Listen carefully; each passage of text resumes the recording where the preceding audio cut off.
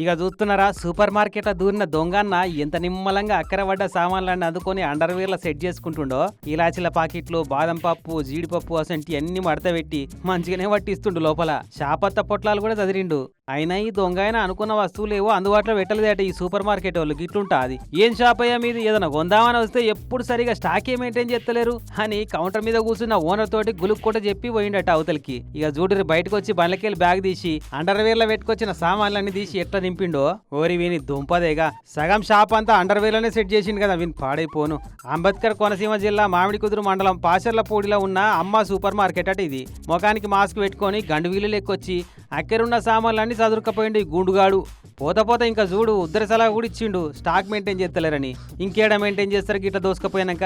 ఇదివరకు ఇట్లా ఎన్ని మాటలు వచ్చి దోసుకపోయిండో గానీ లోపల గంట సేపు ఉన్నాడు వీడు. 10 రూపాయల వస్తువులన్నా కొనలేదేంది అని అనుమానపడి సీసీ ఫుటేజ్ చెక్ చేస్తే ఇక గుండుగారి దొంగ గుట్టు బయటపడ్డది.